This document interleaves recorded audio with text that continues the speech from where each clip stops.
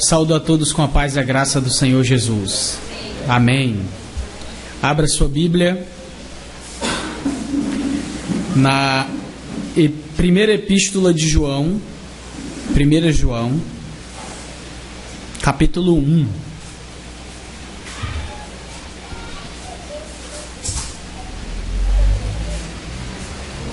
Primeira João, capítulo 1. Nós iremos fazer a leitura dos versos 5 ao 10. Amém? Todos lá? Façamos a leitura. 1 João, capítulo 1, versículo 5 até o verso 10.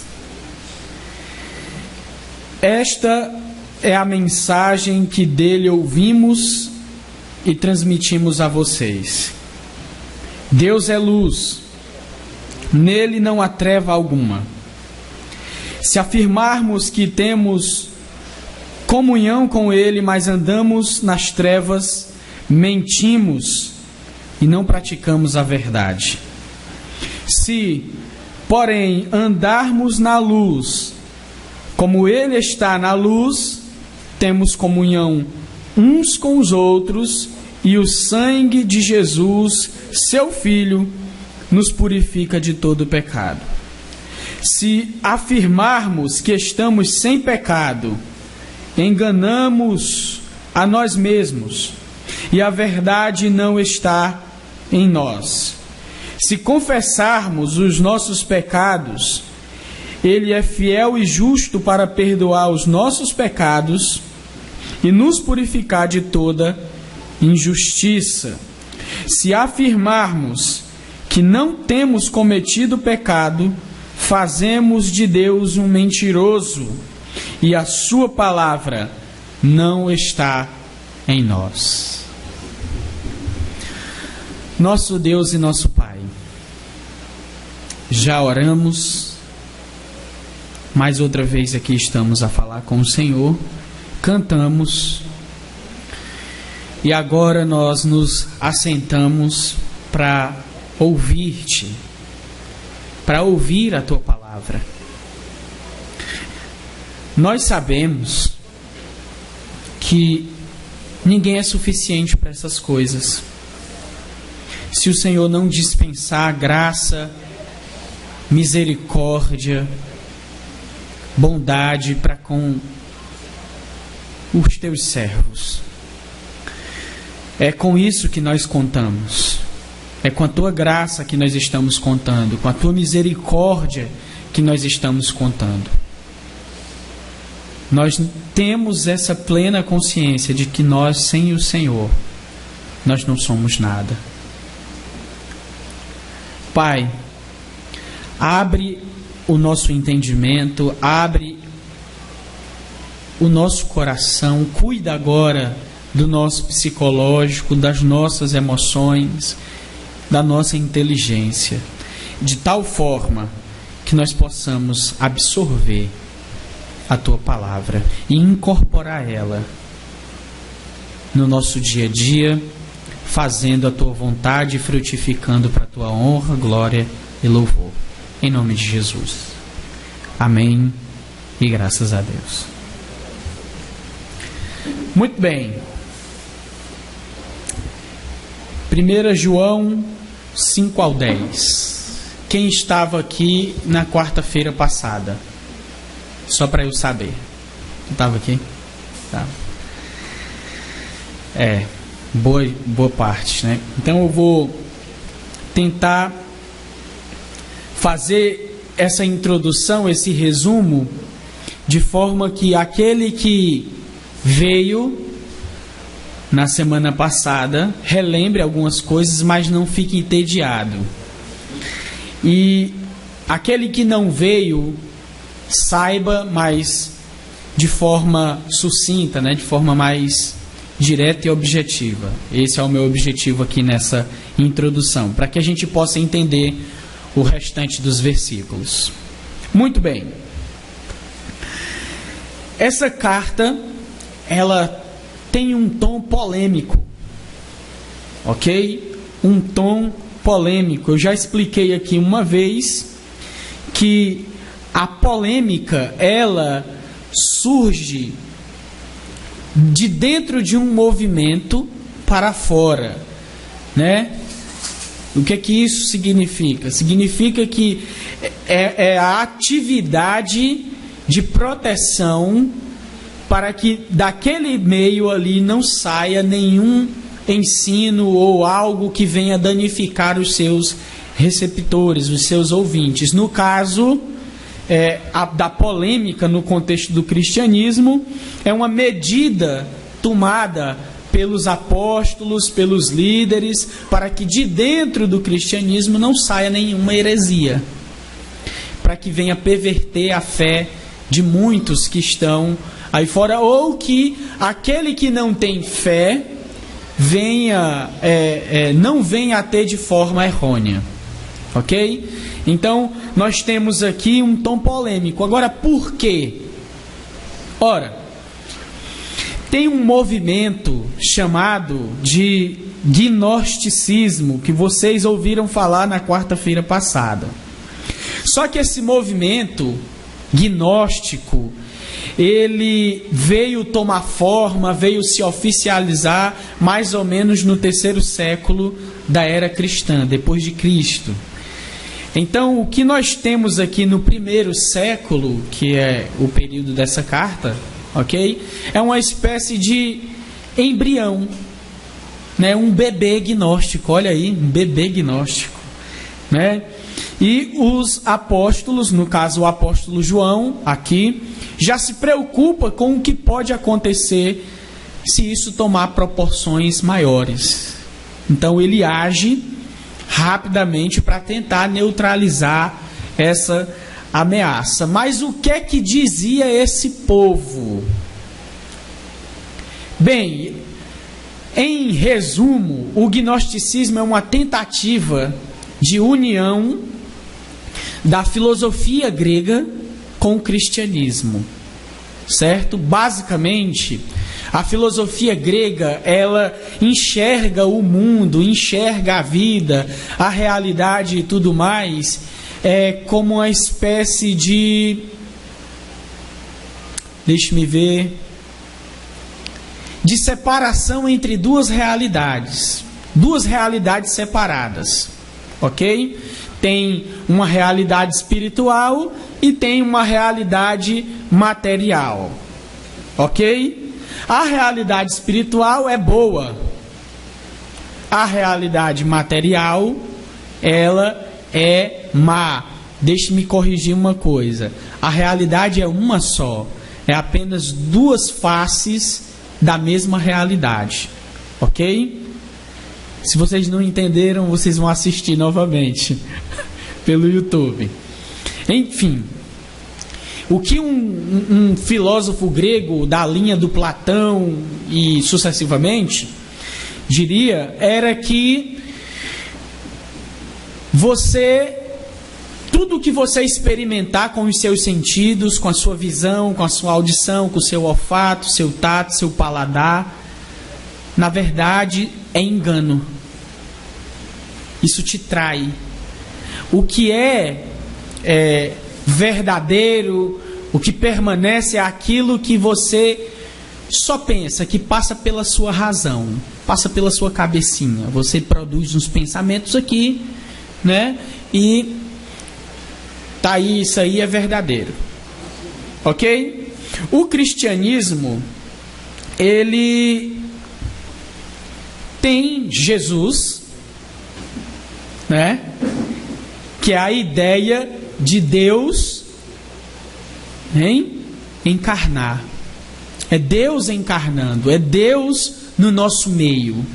Então, já que eu penso que só o espiritual é bom e a matéria é ruim, essa encarnação de Jesus fica um pouco comprometida no pensamento do gnóstico, ok? Ou no pensamento daquele que tenta fazer o casamento da filosofia grega com o cristianismo. Então é mais ou menos isso aí que João está lutando, né? Como pode Deus, o Criador, encarnar, já que isso tudo aqui é mal, é ruim, não presta, né?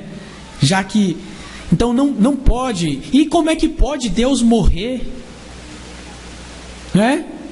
Uma outra implicação ou consequência desse pensamento é: bem, o que vai ser salvo meu? É o meu corpo ou o meu espírito? Aí esse pessoal pensava que era só o espírito e o corpo ia ser destruído.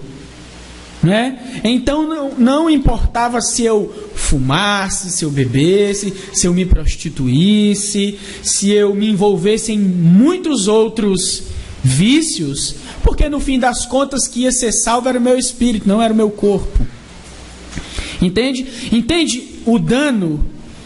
Entende a perversão que há no pensamento, no cristianismo, na fé? Se o que eu faço com o meu corpo não interessa no fim das contas, então cadê o pecado? Para onde vai o pecado? Então, para essa pessoa, não tem essa ideia de pecado. E se não tem a ideia de pecado, cadê o arrependimento?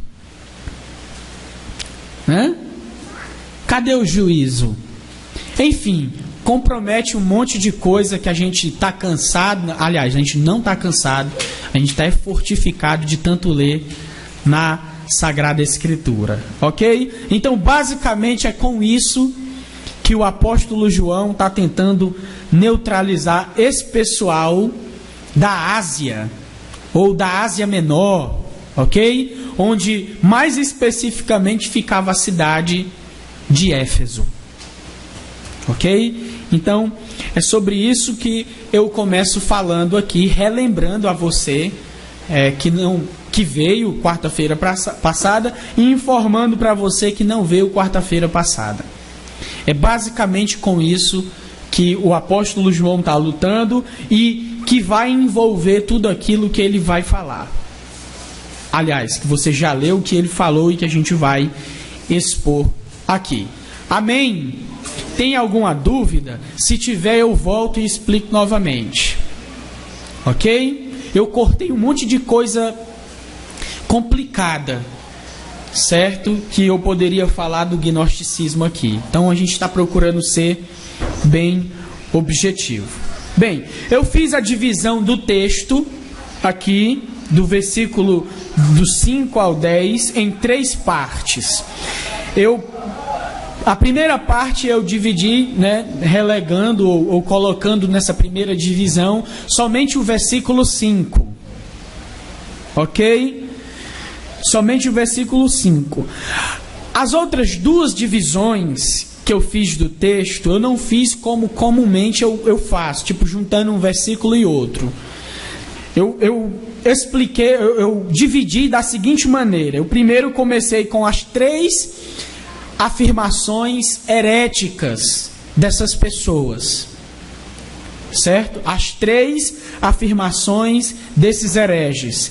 Depois a gente vai ver como foi que o apóstolo respondeu a cada uma dessas afirmações heréticas desses caras aqui, dessas pessoas aqui. Então tá mais ou menos assim o itinerário aqui da nossa mensagem. Vamos por partes. Vamos começar no verso de número 5, não é? Que diz o seguinte: esta é a mensagem daquele, ou a mensagem que dele temos ouvido e transmitido a vocês. Qual é a mensagem?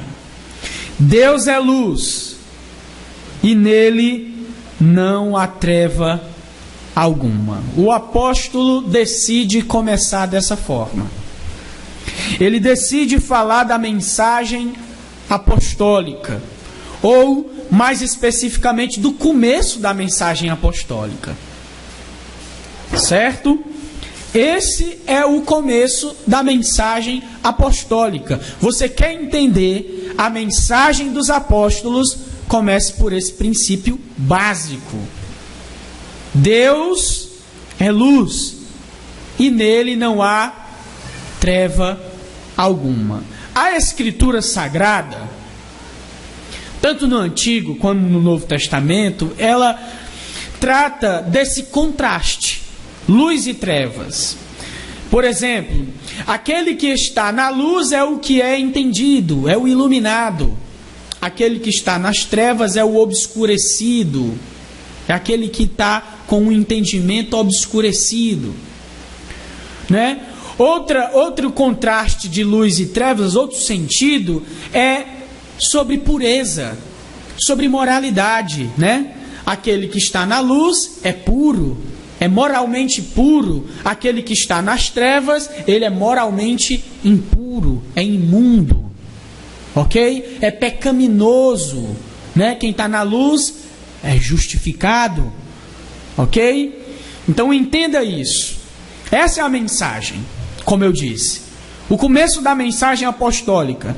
Deus é santo e não é conivente de maneira nenhuma com o pecado. Ok? Gravemos isso. Do lado de cada queda, quando eu falo do lado de cada queda, eu estou aqui me referindo a antes e depois da queda, do pecado lá de Adão. Gênesis capítulo 3. Então, do lado de cá, ou seja, do nosso lado, da queda para cá, esse é o ponto de partida. O que é o Evangelho? O Evangelho é uma boa notícia. Uma boa notícia de quê? De que Deus proveu salvação aos pecadores. Como Ele proveu salvação aos pecadores? Enviando seu único filho para morrer na cruz pelos pecadores e ressuscitar 3 dias depois pelos pecadores. Agora, elimine da equação que Deus é santo. Você não consegue pensar no Evangelho. Você não conseguiria entender a mensagem de Deus, a revelação de Deus para o homem. A revelação de que Ele quer redimir a humanidade. Como é que alguém errado pode exigir algo certo? Como é que pode? Por que Deus exige que os homens sejam santos? Alguém sabe? Porque Ele é santo. Não é o que Ele diz? Sede santos, porque eu sou santo. Então aqui é o começo.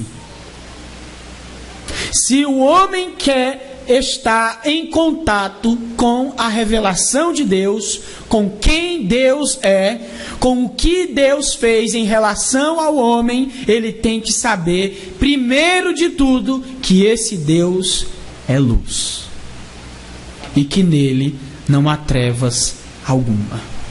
De que esse Deus é aquele lá de Isaías, capítulo 6, que os serafins dizem: Santo, Santo, Santo é o Senhor dos exércitos, e toda a terra está cheia da sua glória. Elimine isso da equação. Não se dá para pensar em Evangelho, não se dá para pensar em Deus se revelando a nós. Ok? Então, esse é o começo da mensagem apostólica. Pegue isso que a gente acabou de descobrir, aliás, de meditar, e vamos continuando aqui na exposição desses versos, ok? A segunda parte, eu disse para vocês que nós vamos pensar, nós vamos meditar e tirar lições valiosíssimas das 3 afirmações heréticas que esses opositores da mensagem apostólica fizeram, ok? Das 3 afirmações heréticas que esses opositores da fé cristã, da fé apostólica, disseminaram. E essas 3 afirmações estão nos versos 6, 8 e 10. Acompanhem comigo. Versos 6, 8 e 10. Diz assim o verso 6: se afirmarmos que temos comunhão com Ele, mas andamos nas trevas. Ok? Temos comunhão com Ele, mas andamos nas trevas. Essa é a primeira afirmação herética. A segunda está no verso 8. Se afirmarmos que estamos sem pecados. Está vendo aí? Se afirmarmos que estamos sem pecado. E a última é a 10ª. Se afirmarmos que não temos cometido pecados. Se afirmarmos que não temos cometido pecado. Essas são as 3 afirmações heréticas, ok? Vamos pensar sequencialmente aqui nelas. A primeira, a do verso de número 6. Eu coloquei ela de outra forma. Eu tentei pensar como um herege, certo? Então, como é que o herege iria dizer essa frase aqui? Ainda bem que está sendo gravado. Se alguém chegasse agora, ia dizer que eu estava pensando heresia, né? Mas a gente tem que pensar para combater elas, né? Vamos lá. Bem, se eu fosse um herege, eu diria da seguinte maneira: não é porque vivemos assim que significa que nós não temos comunhão com Deus. Vou repetir. Não é porque vivemos assim que significa que eu não tenho comunhão com Deus. Isso reflete de forma direta como um gnóstico pensava. Reflete de forma direta. Lembra o que eu falei, o que o Anderson falou sobre o gnosticismo? Ele vê a realidade como que uma realidade que dá para compartimentar, que dá para separar ela. Para um gnóstico a realidade não é integral, certo? Não é um todo, é dividida. Dividida entre espírito e matéria. Ok? O que é material é ruim. Ou seja, tudo que está nesse mundo, neste universo, é ruim. Tá? Tudo que está materialmente. O que eu posso tocar, o que eu posso ver, o que eu posso cheirar, o que eu posso provar. Ok? Já aquilo que está nesse universo, mas não pertence à categoria dos sentidos, ou seja, que não é material, isso é um resquício do que é bom, do que é verdadeiro. Ok? Por isso que o meu pensamento, a minha atividade racional é boa. Você consegue pegar num pensamento? A não ser que tenha alguém do interior aí invocado que tenha botado o nome do filho de pensamento, né? Que tem esses nomes estranhos no interior, né? Ok? E isso é uma consequência direta. O herege diz: olha, não é porque eu vivo dessa maneira, vivendo de forma delinquente, de forma pecaminosa, nem aí para nada. Não é por causa que eu vivo dessa maneira que não significa que eu não tenha comunhão com Deus. Porque quem é que tem comunhão com Deus que faz parte de mim? A minha alma, ou o meu espírito. Isso aí é que vai ser salvo. Isso aí é que tem comunhão com Deus. Deus não comunga com o meu corpo, não. Então, por isso, eu posso fazer tudo isso e ainda manter a comunhão com Deus. Basicamente, esse é o pensamento do gnóstico, do herético. Ok? Segundo pensamento, está aí no verso de número 8, quando ele fala o seguinte: se afirmarmos que estamos sem pecado. Tá vendo aí? Essa primeira partezinha. Se afirmarmos que estamos sem pecado. Bem, o herege vai falar de novo. Ele falaria da seguinte maneira: o pecado, na verdade, não deve nos assustar. Por quê? Porque ele não é eficaz, ele não atinge a minha natureza espiritual. Apesar de eu possuir um corpo, ele não atinge o meu espírito, ele atinge o meu corpo. Como o corpo não vale de nada, logo, eu não tenho pecado. Ok? Eu não tenho pecado. O pecado do Adão lá não me atingiu. Quer dizer, nem o Adão pecou. Eu abro um parêntese. O gnosticismo reconta a história da queda. Na realidade, segundo o gnosticismo, o Adão é um revolucionário. O Adão e a Eva estavam brigando contra esse Deus mau, que é o Deus do Antigo Testamento, que aprisionou o espírito na matéria. Aí ele estava se rebelando a esse Deus. Olha que coisa bonita. Não se engane, irmão. Isso é errado.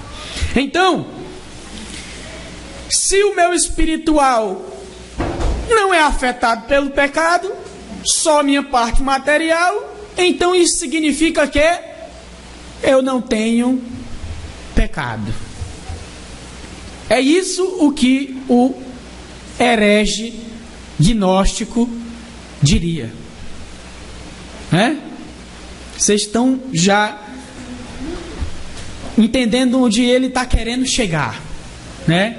Ele está justificando a atitude dele, certo?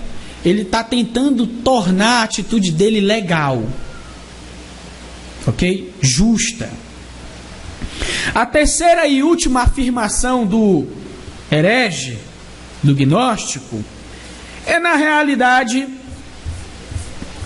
mais uma de suas conclusões, que está no verso de número 10. Ele diz o seguinte: se afirmarmos que não temos cometido pecado, ou seja, colocando aqui no herege falando, ele diz o seguinte: portanto, essa atitude que você vê, e que você vê outros dizerem que porque eu tenho essa atitude, eu não tenho comunhão com Deus, isso em última instância é uma atitude válida, porque eu não estou cometendo pecado. Pecado não existe.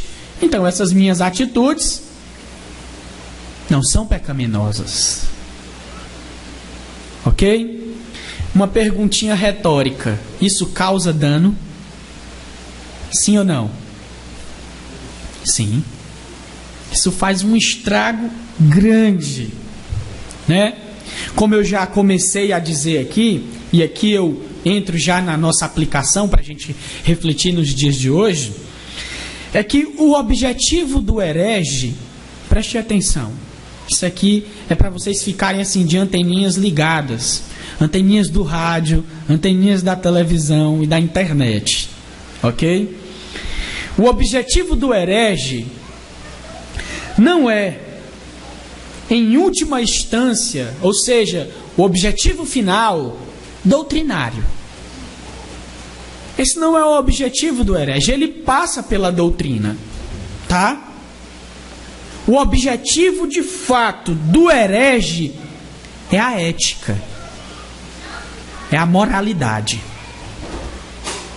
ok? Ele perverte a doutrina para que a sua prática seja aceita, para que a sua atitude não seja confrontada e obrigue, né? E seja obrigada a mudar. Então esse é o objetivo do herege. Esse é o objetivo daquele que perverte a palavra de Deus. O objetivo dele é legalizar a sua moralidade, a sua imoralidade. Eu não sei se você está como eu estive hoje à tarde quando li isso aqui. E quando cheguei a essa conclusão, né? Pensando assim, passando pela sua cabeça vários rostos, né? Daquele que vale tudo para ter o cacau, o dinheiro, para financiar todos os seus prazeres, né? Aqueles que querem manter uma atitude impura, de pecado, eles vão perverter a Escritura de alguma maneira para trazer o maior número de pessoas possível com ele, pensando juntamente com ele e dizendo: olha, é uma coisa absolutamente normal, né? É uma coisa absolutamente normal. Eu ouvi alguém dizer certa vez o seguinte, que a gente nunca deve confundir o normal com o comum com o normal. Essa é a frase. Desculpa. Nunca deve confundir o comum com o normal. Não é porque uma coisa acontece comumente, corriqueiramente, que aquela coisa é normal. Ok? Que aquela coisa é normal. O normal é de outra forma, é o certo, é o correto, é a regra, é o padrão, é como aquilo deve ser. Não me lembro, não sei se foi Lenin, que disse que uma mentira dita 1000 vezes se torna verdade. É isso que o herege quer. É isso que aquele que deturpa a palavra de Deus quer. E vem cá, convenhamos, quantos de nós não desejou que certas partes da Bíblia fossem como a nossa conveniente situação é? Hein? Quantas vezes a gente não já desejou isso? Eu já desejei isso. Não sou nem um hipócrita, tá? E Deus me livre disso, Deus me mantém assim. Mas essa é uma tentação, meus irmãos, de perverter o texto, a palavra de Deus, para que eu fique confortavelmente na minha prática pecaminosa. Pensemos nisso. Pensemos nisso. Em terceiro e último lugar, vem as refutações. Vem o desmanche das palavras heréticas. O desmanche das palavras heréticas. Que está aí no verso 6, parte B, versículo 7, 8, parte B, 9 e 10, parte B. Né? Vamos lá. Olha a parte B do verso 6. Diz assim: mas peraí. Se afirmarmos que temos comunhão com Ele, mas andamos nas trevas, olha só a parte B. Mentimos e não praticamos a verdade. Olha o verso 7. Se, porém, andarmos na luz, como Ele está na luz, temos comunhão uns com os outros, e o sangue de Jesus, seu Filho, nos purifica de todo o pecado. Olha a parte B do verso 8. Enganamos a nós mesmos e a verdade não está em nós. Aí verso 9. Se confessarmos os nossos pecados, Ele é fiel e justo para perdoar os nossos pecados e nos purificar de toda a injustiça. Aí a parte B do verso 10 é: fazemos de Deus um mentiroso e a sua palavra não está em nós.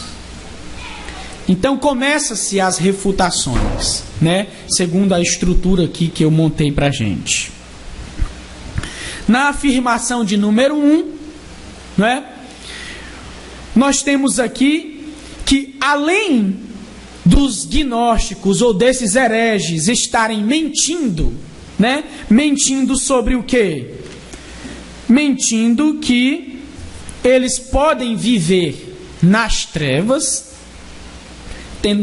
tendo comunhão com a luz, né? No contexto aqui, vivendo de forma imoral e ainda tendo comunhão com Deus. Então, além de eles estarem mentindo, o apóstolo afirma que Deus é luz. Isso é muito sério. Isso é muito importante. É tão simples. Deus é luz. Ô novidade. Isso é muito sério. Isso tem uma implicação muito séria. Tá? Se estivermos na luz, isso o apóstolo continua dizendo. Ou seja, se estamos na mesma posição que Deus está, nós temos, portanto, comunhão com Deus. É uma questão de posição. É uma questão de estar onde o outro está. E não no lado oposto. Né? Usando aqui uma ilustração bem simples. Se você tem um quarto escuro, você acende uma luz, a escuridão meio que vai embora. Não dá para ficar junto luz e escuridão. Por quê? Porque a luz vai iluminar a escuridão e a escuridão vai deixar de existir. Ok? Então é uma questão de posição. Onde Deus está, aqueles que estão em comunhão com Ele, obviamente, tem que estar. Certo? O contrário também é verdadeiro. Um outro detalhe importante: se estamos na luz, nós temos uma ação purificadora em nós. Preste atenção, nós temos uma ação purificadora em nós. E essa ação é de quem? É do sangue de Cristo, que está nos purificando. A ideia aqui é a nossa santificação. Ou seja, aquele que está na luz, ele procura estar cada vez mais iluminado, mais santo, mais purificado, mais moralmente correto em relação a Deus. Pegaram aí o negócio? O objetivo de Deus é que os seus filhos estejam sem pecado. É tanto que ele vai ser jogado no lago de fogo, lá em Apocalipse, né, nos últimos capítulos. Então esse é o objetivo de Deus. Eu acabei de citar aqui um verso solto das Sagradas Escrituras, que diz que sede santos, né, Deus dizendo, porque eu sou. Não é ser de trevas, porque eu sou luz, não. Não é ser de imorais, porque eu sou moral, não. É ser a mesma coisa. Então a questão é lógica. A questão é de lógica. Se Deus está numa posição, nós temos que estar na mesma posição dele. Se nós estivermos numa outra posição que Deus não está, logo nós somos os seus inimigos. O negócio é sério. Parece uma discussão óbvia aqui, né? Parece coisas óbvias, mas a implicação disso é sério demais para a igreja. Esses caras aqui estão cometendo um sacrilégio, algo terrível, que tem consequências mais terríveis ainda. Ok? A outra refutação, o outro desmanche que o apóstolo faz é da segunda afirmação. Lembra da segunda afirmação? O pecado, na verdade, não deve nos assustar, porque ele não é eficaz, ele não atinge a nossa natureza espiritual, né? Lembra? Versículo de número 8, estamos sem pecado. A refutação é que se afirmarmos que estamos sem pecado, enganamos a nós mesmos.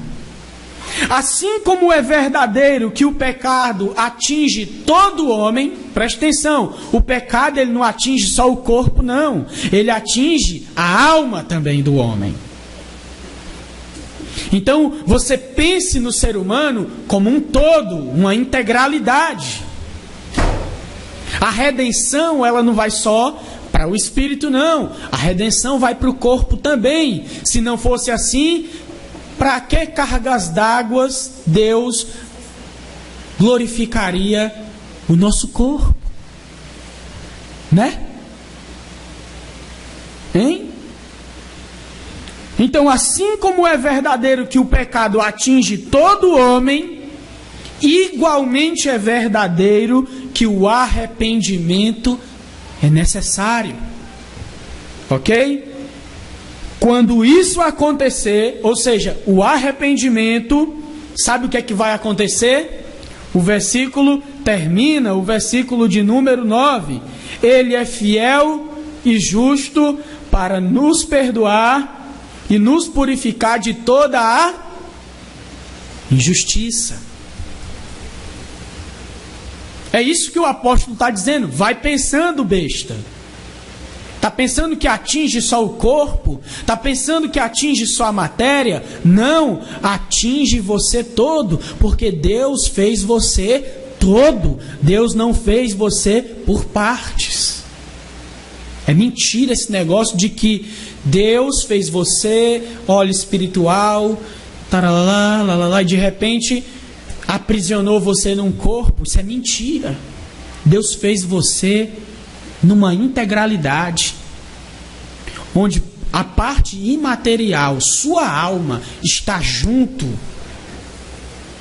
com a sua parte material, que é o seu corpo. Você só é ser humano assim. Certo? Senão você seria um anjo. E tem muitos aí que seriam demônio, né? Sem corpo, mas enfim.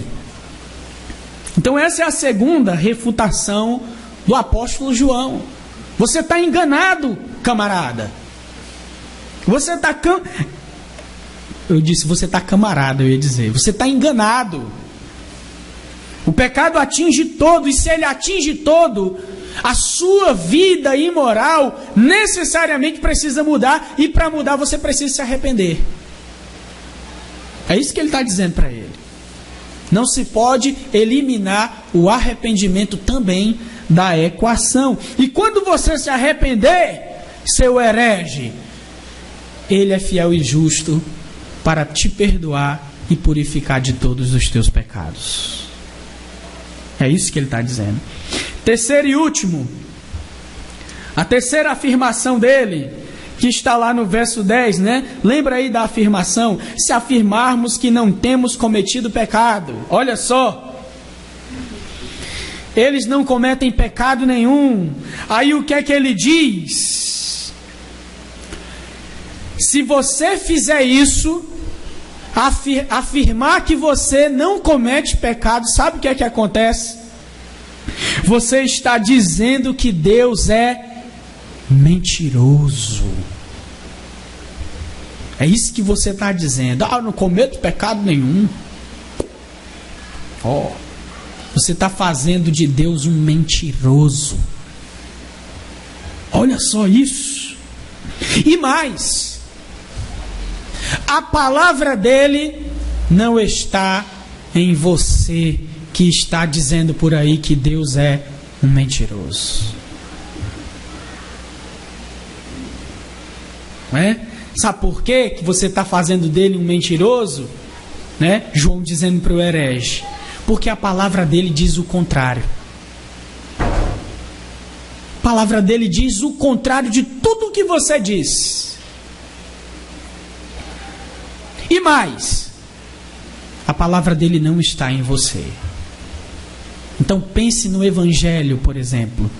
Não está no herege. Não está no herege. Bem, eu tenho duas coisas para dizer. A primeira é a importância da refutação. A importância dessa atividade de desmanchar heresias. Ok? Quando nós fazemos isso, nós estamos hasteando a bandeira da verdade. Nós estamos declarando para os que estão fora de que Deus é verdadeiro, de que a sua palavra não mente, de que a sua palavra é uma só, de que Deus diz sim, sim e não, não, diferentemente dos hereges, diferentemente do ser humano que é pecador. Contudo, a refutação é importante, mas contudo, nós não devemos refutar por refutar. Corrigir por corrigir. Por quê? Primeiro porque isso transparece arrogância, né? Alguém que quer só ganhar a briga, né? Mas, assim como o herege tem o objetivo de fazer ou legalizar as atitudes, as ações imorais, a sã doutrina, a doutrina correta, tá? Ou esse ato de corrigir, ele visa o oposto. Ele visa a purificação do irmão, ou daquele que está envolvido com heresia, ou de você mesmo, se você for um herege. Ele visa as suas atitudes mais santas. Em última instância, é importante nós corrigirmos os erros uns dos outros, para que sejamos cristãos melhores, no sentido de agradarmos a Deus com a nossa vida, agradarmos a Deus com a nossa moralidade, agradarmos a Deus com a nossa atitude, agradarmos a Deus nos nossos relacionamentos e assim sucessivamente.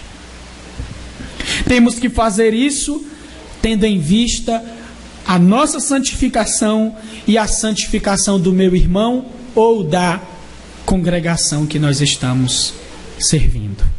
Amém? Glória a Deus.